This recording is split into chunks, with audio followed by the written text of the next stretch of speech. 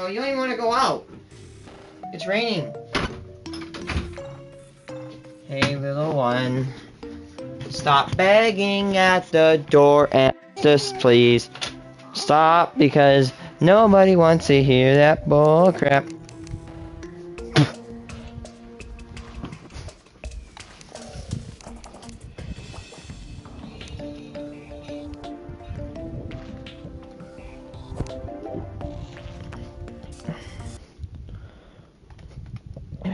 Hi.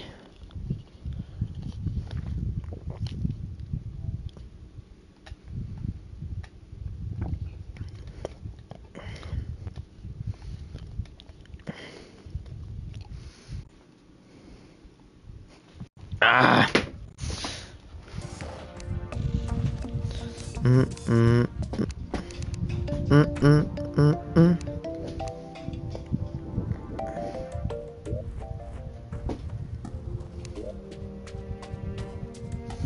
Anyway, Agents of Bruno's were back from the agency. Today we're just playing another game of Terraria. Episode 29. I've not been doing this all day, I promise. I've only played this game for like 5 hours of my day. Yeah. Don't talk about it. Don't mention it.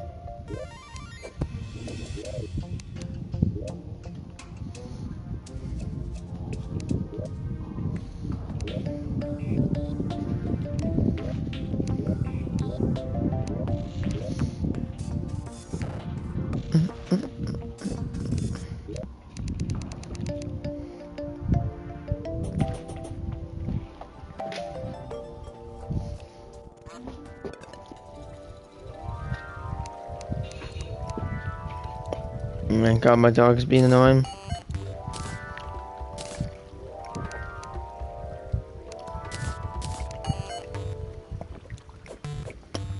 I forgot that umbrella was actually a weapon.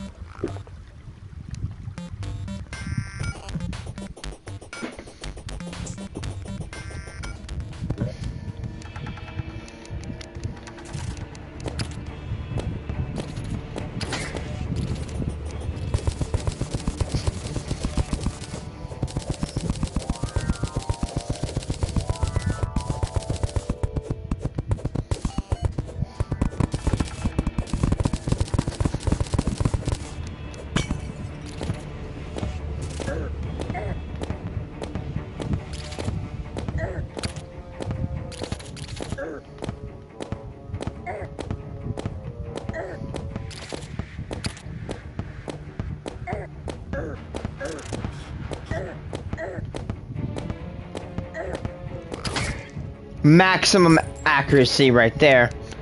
Unbeatable. You guys think you can beat me in my accuracy? Oh my god. No.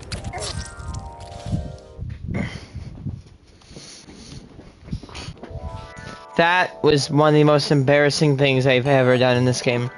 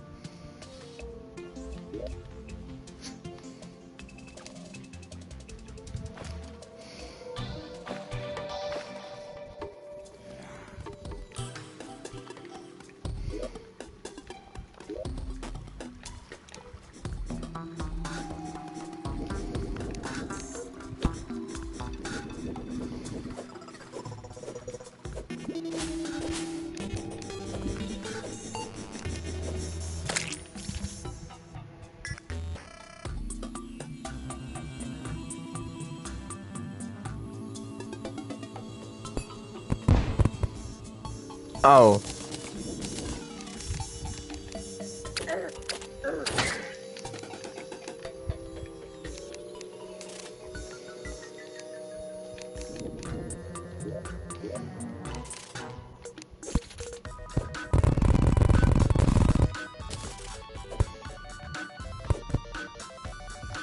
Oh, my FPS. Christ.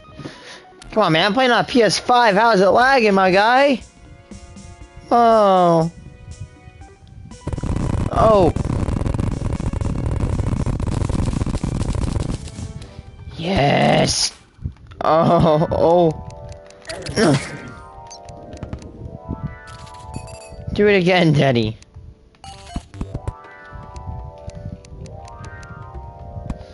Ready for the lag spike?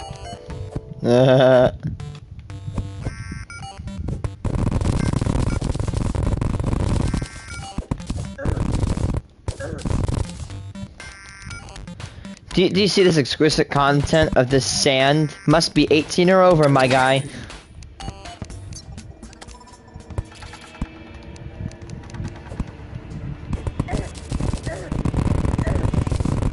Oh my god, what an unstoppable force of nature.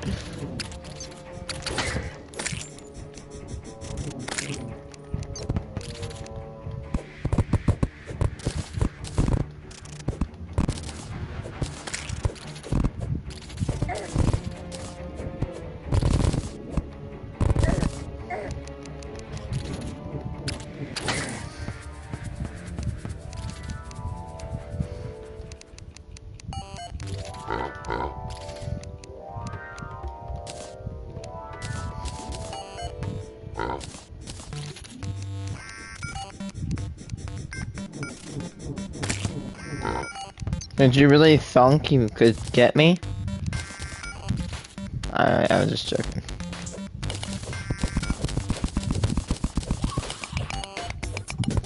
Oh yes, oh yes. You know what I'm thinking, my boy.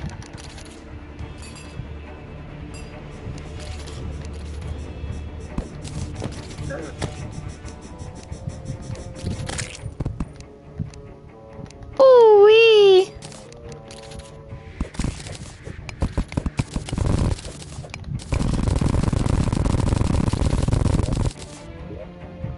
Oh my god.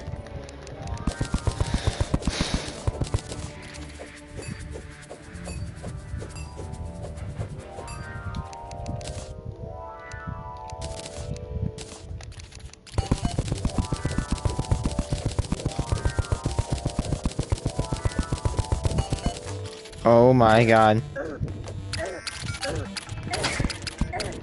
Oh my god, come on, bruh. Oh yes, here it comes. Blah. Oh my god, that's actually fun. What? Boom. Bruv.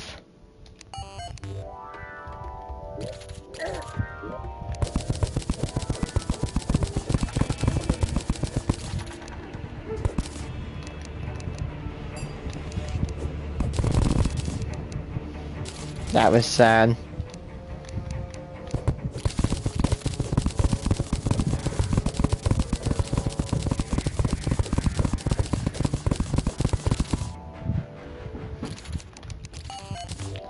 Okay, I have an idea. Here's what we're gonna do. Yeah, so we're just gonna break everything that leads. Everything that prevents that stuff from falling, okay.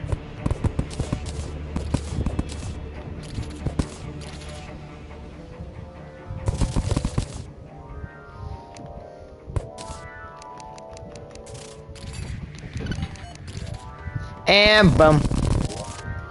Yeah, it goes.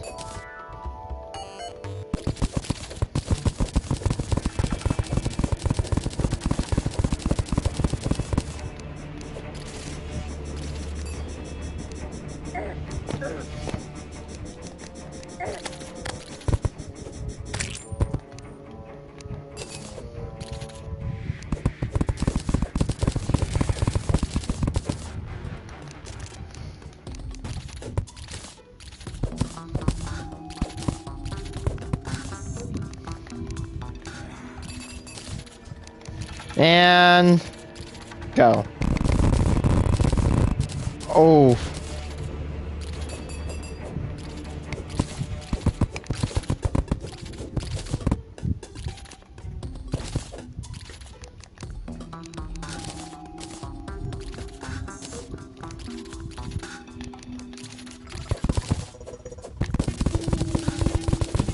I felt the full forces of the Hungarian army hit me as I watched the sand fall.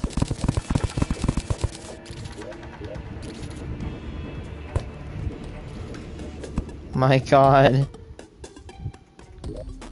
Oh, and there's more. Oh, and there's more. Oh no, you shouldn't have done this. If my soul falls. No.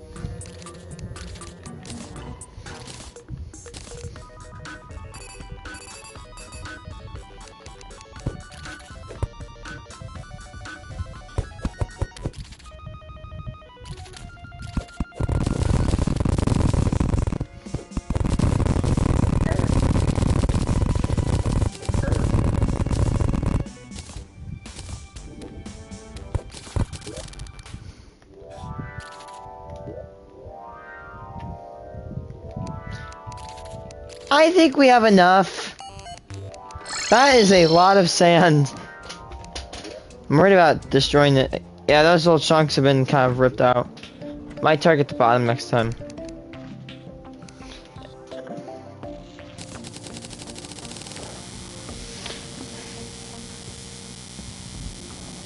God, God, God, God. Oh my God.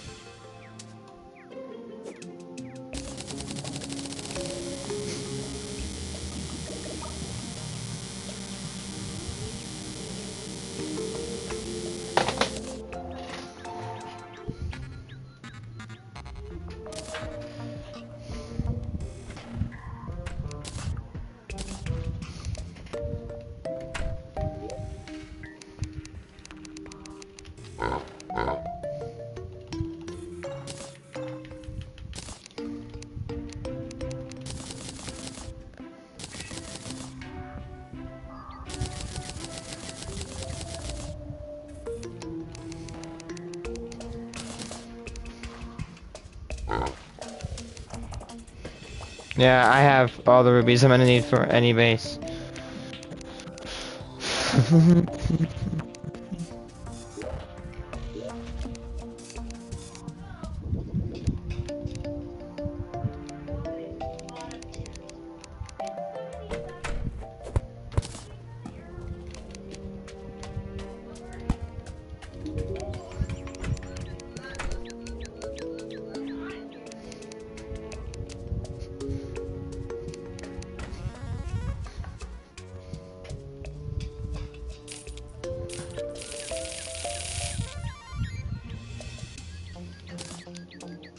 I want to possess explosive. You know, frick the ATF, I'm using explosives. Wait, why is there someone at my door with a gun? Wait, no, I'm kidding!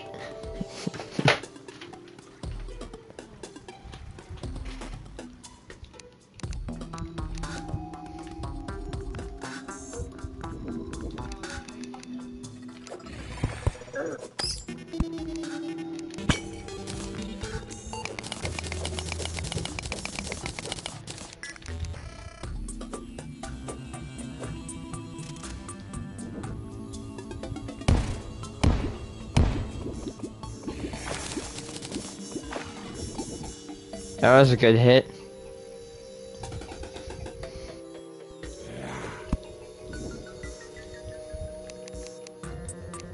Oh, no, you don't.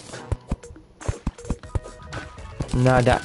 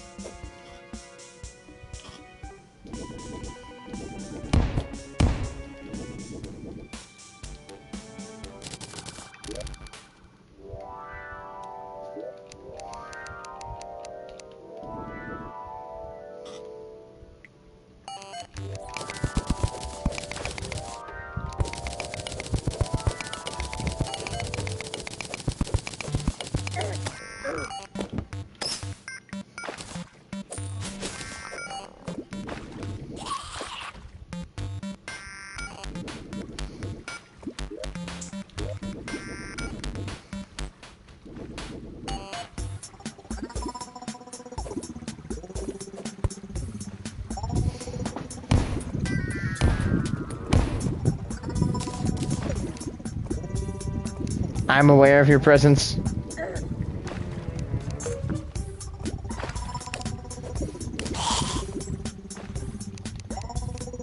Doink. And die. Oh.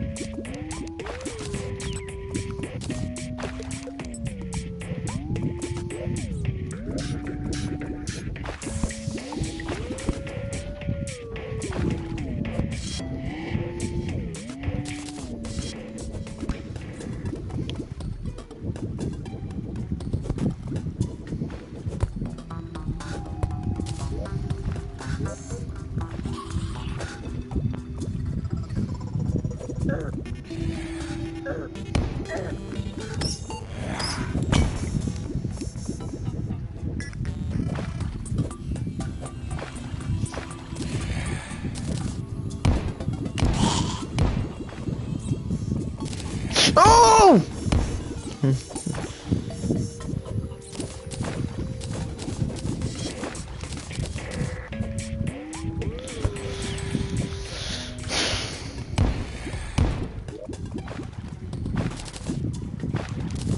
Like, have you ever seen the map? This.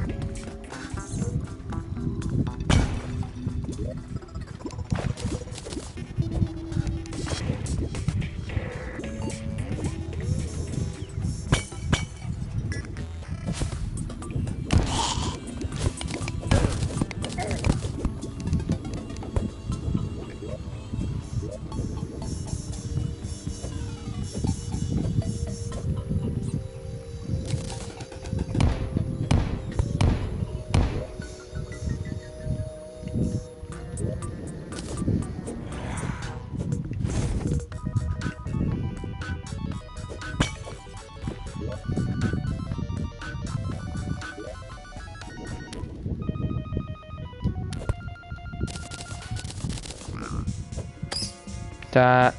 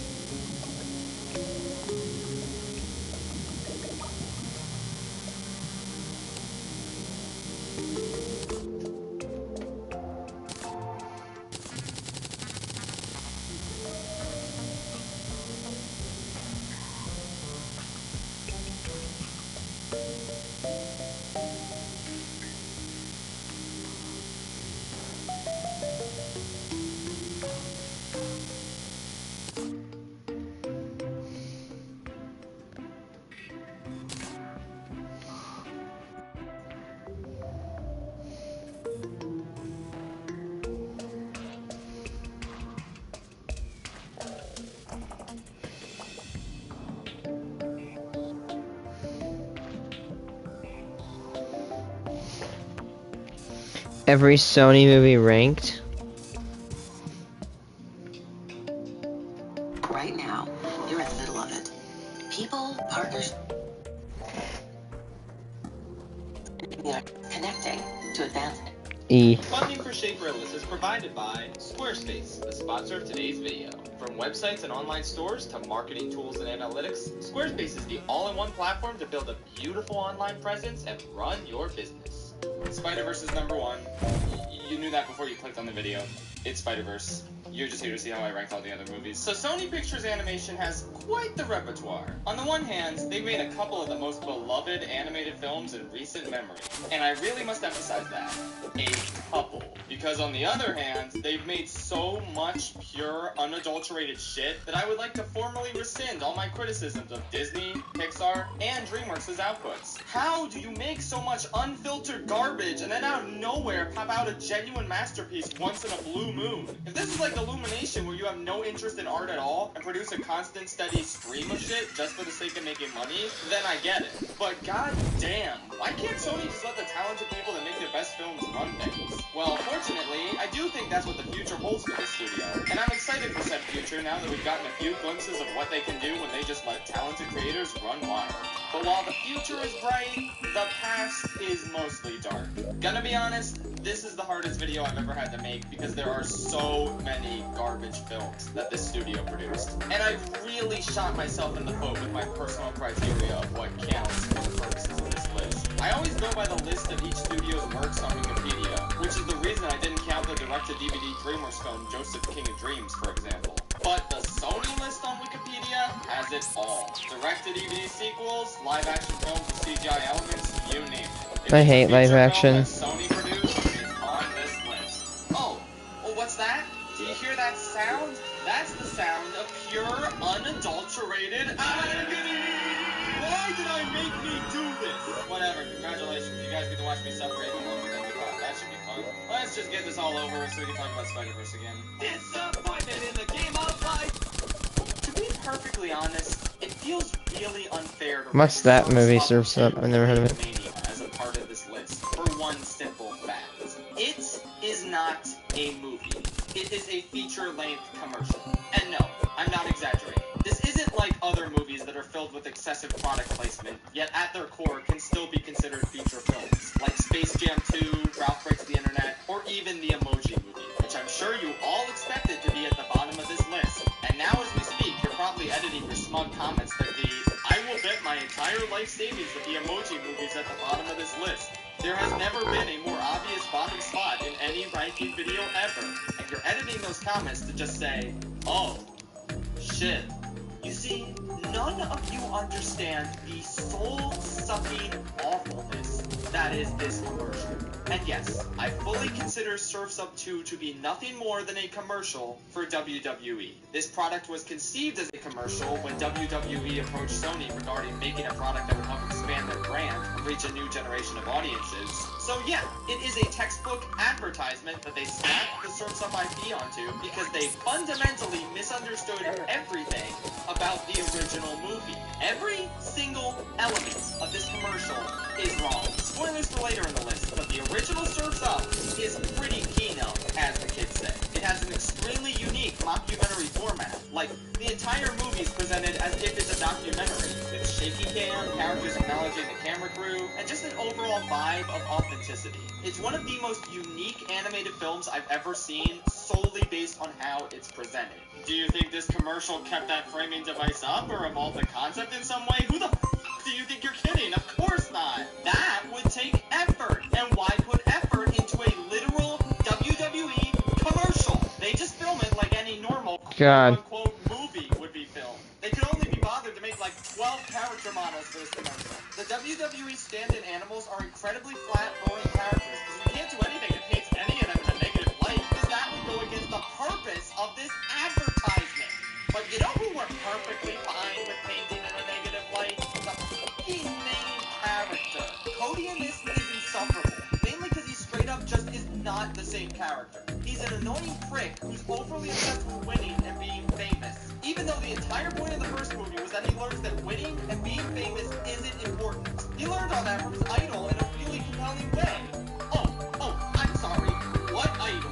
Big Z? Never heard of him. Apparently this whole time, contrary to everything the first film tells you, Cody was never inspired to be an amazing surfer like Big Z. He was inspired by Penguin John Cena and his legion of super friends. In this commercial, Big Z might as well have never existed, and Cody's entire backstory and motivation as a character is thrown in the garbage. I have never seen a more perfect example of character assassination in my life. The writers of Game of Thrones could probably watch this commercial and say to themselves, well, at least we didn't fuck up that badly. I could tell 5 minutes into this ad that it was one of the worst things I've ever seen. But the thing that really solidified it was later in the movie, when they're sailing over lava and Cody goes out of his way to try and sabotage Tank. Which, in case you've seen the first movie, which these writers clearly did not, is the thing that Tank does to other surfers because he is the villain. But let's have our protagonist do the same thing in a much more dangerous scenario in the second installment, after he's already learned a lesson in the first installment. And that valuable lesson he learned in the first movie was not, don't attempt to murder people in order to win a competition, because that's something he already fucking knows! 7.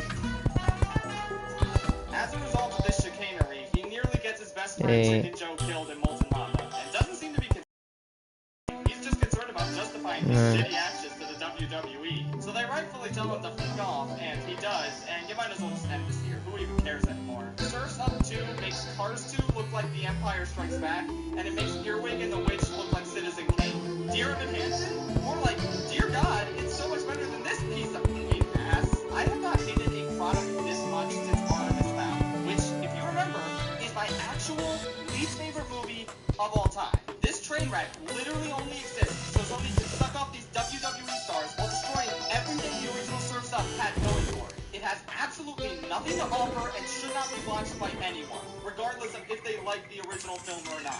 Vince McMahon fantasizes about drinking milk directly from a fish's udder. Yep. Shrek the Third was a more worthwhile addition to the Shrek franchise than Open Season 3 was to the Open Season franchise. Given the choice between the two of them, I would take Shrek the Third in a heartbeat. I could stop there, but fuck it. The bear goes to a circus and his animal buddies have to bust him out, but there's no urgency because he doesn't want to leave because he's horny for Lady Bear. So there's no tension and no stakes and no reason to watch things. Oh, Eskimo. Bring back the pets from the second movie for absolutely no reason because they add nothing. We are 3 movies in and I still don't know why this deer has any friends, let alone a wife and kids. Why does anyone put up with Open Season? Talking about it is futile. It is unending misery and torment. After this experience, I don't know if I'll ever be whole again.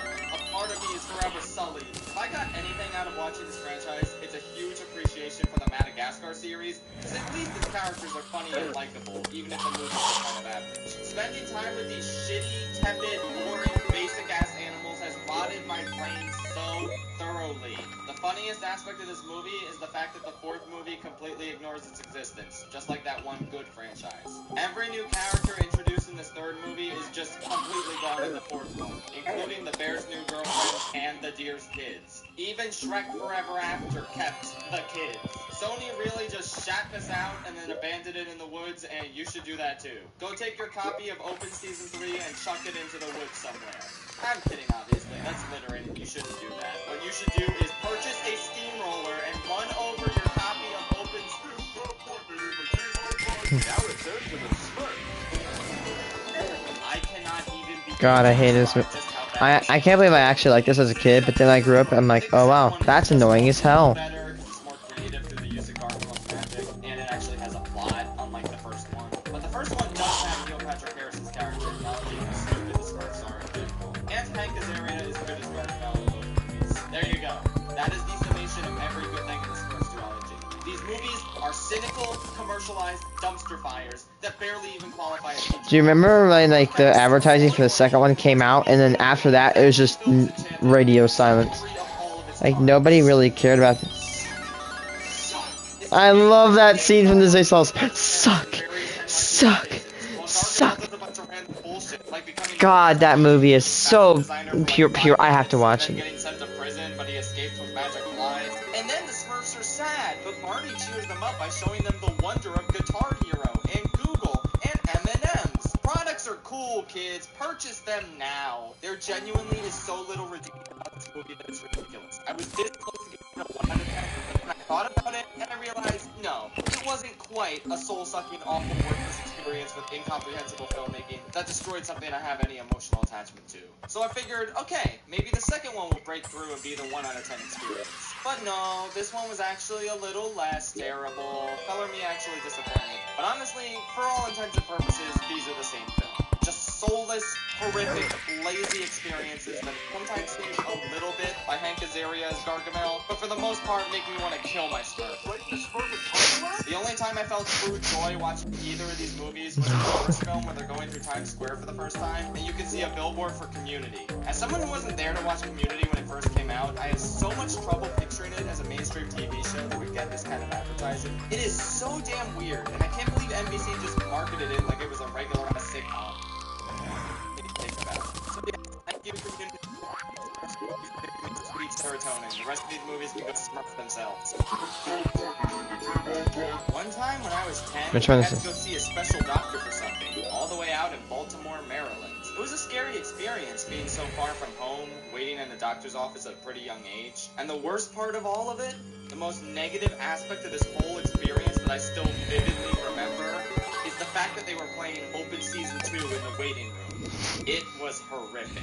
At least I saw the doctor and everything was fine health-wise after that, but the Open Season 2 related scars I received that day will never heal. Rewatching it all those years later, I remember just how terrible every aspect of this movie was. The entire plot hinges on rescuing the wiener dog who had 2 lines in the first movie and was really only there as a joke. Now the movie is focused on the joke side character and the bear. Alright, so I'll tell you what my plan on making this base is. It's actually gonna be a smart one. This will be the last big base on this side of the map.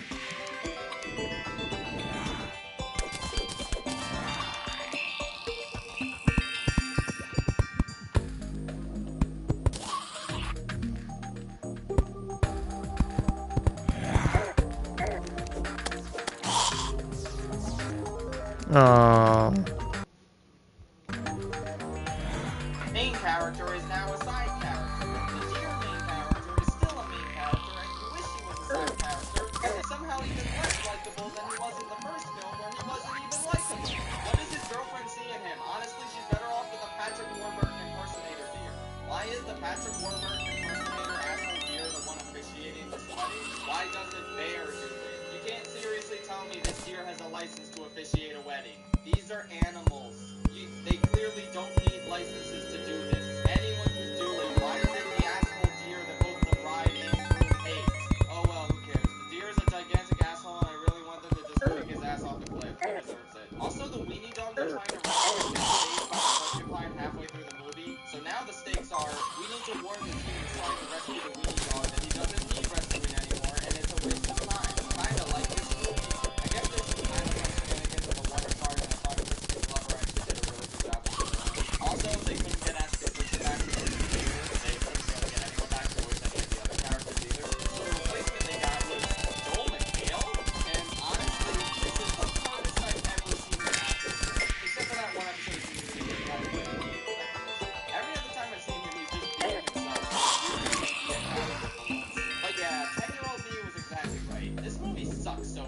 the characters being shittier than they usually are, that god-awful pop song in there that I've never even heard of before, it just screams of cheapness so much that a 10-year-old picked up on how cheap that song was. What's your excuse, society? Together we can fight back against the open season menace. Take that steamroller you purchased and run over every copy of Open Season 2 on DVD. Don't stop until they're all This would be like the Atari game period.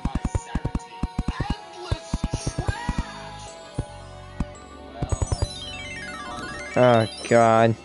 The worst movie today I've ever watched. It was not fun to watch. I remember when I went over to my cousin's house and I'm like, dude, this movie looks so cringy. Like, I was bored out of my mind. My iPad, nothing. I didn't have my PS4 over. Like, that was before I took my PS4s over anywhere. And I'm like, dude, you know what? I'm bored. Let's pop Emoji Movie on. I wonder how shit this movie is. And we popped it in, and well, we weren't. It satisfied expectations, so it was literally ass. We never enjoyed it. We just laughed at it. It was just a joke. My reaction to it was Meh. I tried to figure out why everyone else reacted to this movie so vitriously while I came out of it mostly just bored, and I think it's because of when it came out. The Emoji Movie was the first major Hollywood film that felt entirely like an advertisement. In 2017, it was an anomaly, a cautionary tale. It was an SCP. SCP 696969696969. But in a post-Ralph Breaks the Internet and Space Jam 2 world, it's just kind of more of that. I am completely numb to advertisement films, and this movie made me feel nothing as a result. I'm kind of sad, honestly. I wish a movie this potentially infuriating on paper could make me feel something. Anything. But I experienced nothing but emptiness throughout this entire film. This movie stars T.J. Miller and James Corden, two actors I can't stand in anything they're in, and I was barely enraged by either of their roles. James Corden's character is extremely annoying, and he didn't do anything to help the other main characters. In fact, he probably actively harms their progress more than anything. That sounds infuriating, right? I don't know, whatever, man. Who cares? Who cares that the kid who owns this phone is a completely blank slate that never gets any focus or development? Who cares about the insane level of product placement on the same level as Ralph Breaks the Internet and Space Jam 2? Who cares how idiotic and nonsensical the premise of this movie is? Who even gives a shit? Sometimes there is a cute visual gag or a humorous visualization of the internet. Alright, that's so weird how they go on YouTube and cat videos. When I go on YouTube, critical, I think about all those other people, not cat videos. You misunderstand me. For a movie to be a 1 out of 10, it must be a completely worthless experience that I think absolutely nothing from. Lion King 2019 is a 2 out of 10 because sometimes Timon and Pumbaa are funny in ways they weren't in the original. Earwig and the Witch is a 2 out of 10 because sometimes I enjoy the Mandrake. Cars Mother King 2 is a 2 out of 10 because I don't know, I think I liked the Italian car. He was kind of funny. And the Emoji Movie sometimes is creative. It is not an utterly worthless experience, nor is it even anything worth getting angry over in this day and age. Trust me, I too am disappointed that I'm not angry about this film. Apathy is a tragedy and boredom is a crime and all that, but this is where we're at. This is the state of movies. At least Space Jam 2 and Ralph Breaks the Internet are funny bad. This movie has nothing. It is No kidding, it was not even funny bad, it was just as we speak, ass. and if we're being honest, I never thought I could see a movie that represented my Fortnite skill to a T. Jesus Christ. Let's do a quick thought experiment, guys. Pretend for a minute that you had never heard of the Prince of Egypt. Pretend this movie doesn't exist. Okay? Now, when I tell you that DreamWorks Animation made an adaptation of the biblical story of Moses, what kind of movie do you picture? Probably something terrible, right? Something with awful 3D animation, something that doesn't take the story seriously at all, loaded with extremely lame comic relief DreamWorks didn't do that. They had to go ahead and make some big epic masterpiece instead. Now, Sony, on the other hand, they went ahead and made the exact movie you just imagined. The Star has got to be the weirdest concept for a Sony animation movie I've ever heard. When this movie was first announced, I didn't think it was real. I thought this was like her prank. The guys that brought you Open Season and Hotel Transylvania are now tackling the Nativity story. Except it's not centered around Jesus, it's about a donkey. That sounds like a complete joke. And it is. This movie is very bad. It's basically every generic kids animal movie you've ever seen. The general consensus for this one seems to be that the animal stuff sucks, but they handle the Mary and Joseph stuff very well, and maturely and respectfully. And yeah, that's true, I guess. Wow, amazing. There's like 10 minutes of a good movie in here. Good work, guys. I genuinely want to know why the people who made this movie thought a donkey and his annoying bird friend were more interesting protagonists than the parents of Jesus Christ. Like Jesus Christ, that's Jesus Christ. I don't understand this movie at all. And then at the end, we get to see Jesus, and he looks like the boss baby. Almost everything in this movie is bad and boring and unfunny, and they should have just made it about Joseph and Mary because they were the only good parts. Joel Osteen's in this movie. Just kill me now. Man, I watched Zootopia last night, and I just thought about Boss Baby, man. I think I'm just spoiled to Zootopia. Best Disney movie ever. Not gonna lie, when I saw the explosion scene when the entire lab just erupts into an explosion, it's probably one of the cleanest animated explosions I've ever seen.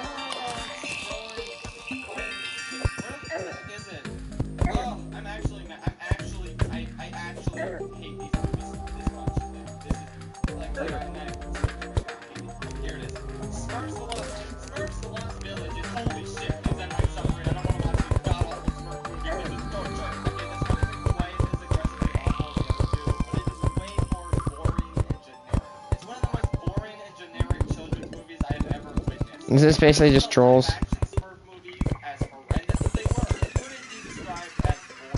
This movie is just a worse version of Trolls, which is already a generic dummy fantasy adventure movie. I guess the animation here looks good, or maybe the characters are a lot better than the live action version, but there's a lot less character here. The Smurfs are annoying, but they are flat and uninteresting. Hey, yo, damn it. He's not a good replacement of Gargamel. He's just kind of whatever.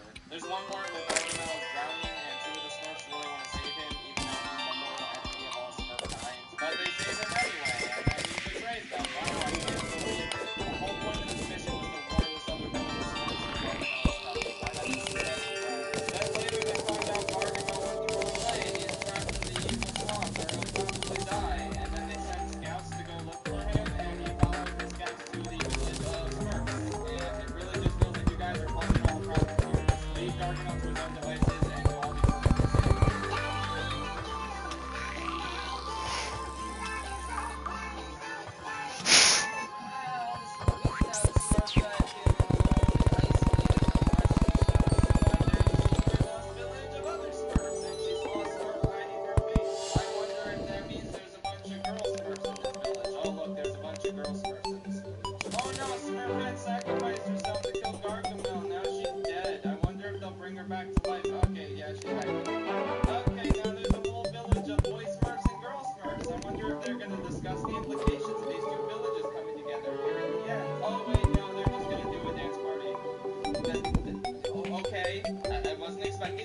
Good job, movie. The only thing I didn't predict about your plot was the fact that it ends with a relic from the Shark Tale era of animated films. Amazing.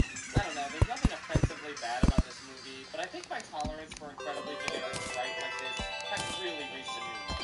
And at least the Trolls movies have music I like on occasion and really cool visuals, and they somewhat develop their main characters, which is something I can't say about this movie at all. I really need to know if Ziggy killed Fluffy's grandma, okay? Look, we're not even close to halfway into this ranking, but I already need a break. I think I'm gonna go hire someone to capture all the Smurfs so I can finally say farewell to the Smurf cartel and stop watching their movies. But how will I create a website beautiful enough to attract the attention of a top-notch Each domain comes with an ad-free parking page and free WHOIS privacy on eligible domains. Squarespace sells over 200 top-level domains, so you can find the perfect name for your website.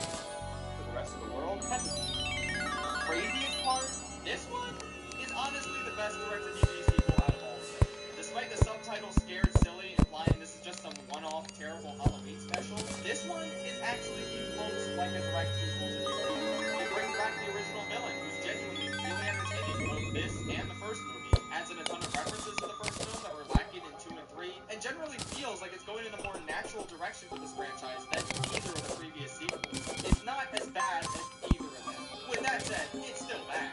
It's boring, it's frustrating, the main characters will suck, but weirdly, there are some things I like about it compared to 2 and 3. The animation is strangely better than all the other ones, which I definitely did not expect for the third direct-to-DVD sequel. I figured they'd try even less at this point, but it actually looks pretty decent. The villain from the first movie is still great, like I said. This one is going to get really weird. Like when Weenie Dog thinks he's a werewolf and he has an entire opera number about it. There's a random line card chase over lava. The villain recruits these 2 random Canadians who look like Aardman designed them, and they have live-action photos of Alex Trebek and William Shatner hanging on the rest of the walls. Yeah, this movie's like basically fun, and if you really want to see how the story of the first open season continues, this is the only follow-up installment. It's still like a 3 out of 10 movie, and you shouldn't watch it if you like good movies, and you shouldn't watch anything from the open season franchise. It's all terrible. But this one was less terrible than it could have been. I guess that's where we're at then. Congratulations, sir. Come on, start getting into some good ones.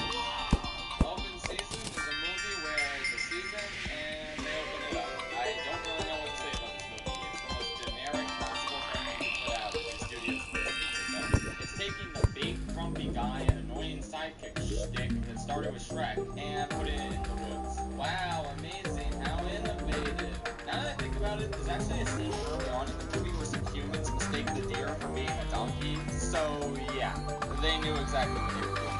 I thought this movie was actually perfectly fine for the first, like, 30 minutes. I enjoyed watching this bear bond with his human mama, and the deer wasn't really that annoying yet, and the villain was actually pretty funny and entertaining. In fact, it remains that way for the entirety of the movie. I'll give it that. But then we get to the woods, and Shrek and Donkey have to find their way home, and now it's just a series of terrible goof humor and forgettable characters, showing up with no rhyme or reason or story structure, and it really blows. Patrick Warburton showed up for 2 minutes, and that was nice. And again, the villain was actually pretty solid. But for the most part, I really checked out with this movie during its second half. It's nothing special at all. The donkey character is literally responsible for all of the movie's problems, and he contributes nothing. During the big emotional blowout where the main characters part ways, because of course that's in this movie, I was actually pretty satisfied. Like, yeah, Manny had every right to abandon Sid here. Good for him. But then he comes back for no reason, and he helps all the fairy tale creatures, even though they're all really unlikable and annoying, and then the movie's over. It was extremely mediocre, and a breath of fresh air compared to most of the other movies I watched before. That's where we're at now, I guess.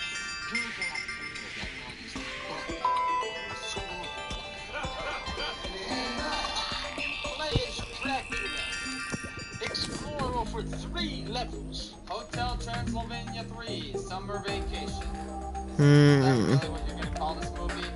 It's not even a pun. It's Summer Vacation. Where's the funny? Actually, that's a good summation of this movie. It's not funny. It had some laughs in the first 2, but this one is just so tired and predictable and rehashy. Oh no, Dracula's in love with the human lady who works for her evil great-grandfather who tried to hunt him down, but now they're in love. So she'll obviously turn good in the end and save him. She gives me Valkyrie vibes, if you know what I mean.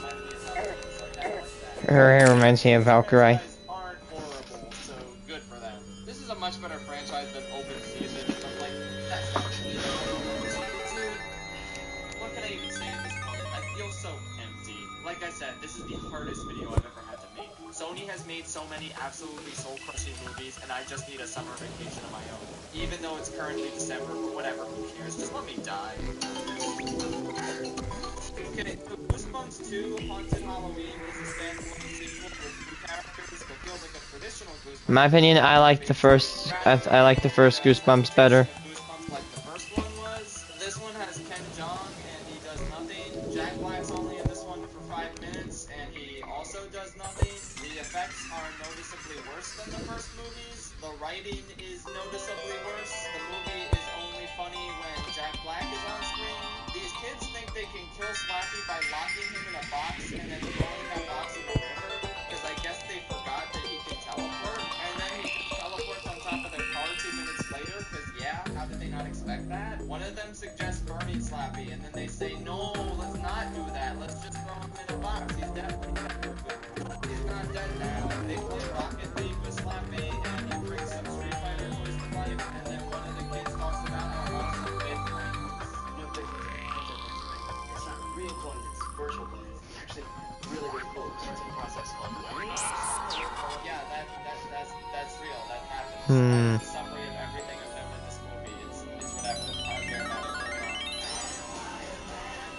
Hotel Transylvania. I remember this movie being okay when It's I was not bad. younger, and yeah, I think that's a fair assessment. No. It's kind of generic and predictable with the whole overprotective father and trying to keep someone safe tropes. And the first 10 minutes of this movie absolutely do not leave a good impression. They basically front-loaded all the lowest common denominator part humor into the opening, but it gets better, thankfully. There are some emotional moments late in the film that are good in a vacuum, but kind of come out of nowhere and feel a bit forced within the narrative. Not that one part where he eats all the sheep. All sorts of wacky shenanigans, and then Dracula suddenly says, haha, Jonathan, you are going to hear about the trauma I endured after my wife was murdered. Like, what? But it's nice that they attempted dramatic moments, and there's also a few jokes I laughed at. I enjoy the characters, and it is kind of sweet to see Mavis and Johnny come together. Adam Sandler Dracula is fine. He's basically just a discount version of Steve Carell. He's still totally acceptable. Honestly, compared to the usual Sony schmuck, this is the perfectly inoffensive premise. Nothing special, but nothing to let stifle it. Oh, come on, give it a try. Maybe just a if I can prove that I never touched my balls, You know what I need to do? I need to find like cartoons and like animate bleeping sounds into them to make it sound like they're cursing, but they're not. Oh my god, I gotta do it. Gotta do it. Tremendously good job with the protagonist. I just got a bad idea. Borderline terrorist rabbit played by James Corden. I'm not even exaggerating, by the way. Oh my god. Structured as if Donald Gleason is a James Corden is kind of annoying now that I think about it. Meanwhile, Peter Rabbit is a goddamn sociopath, and thus, I think casting James Corden in this role was an excellent idea. Would the movie be better if it had a real actor in this role? I'm gonna stop for the day.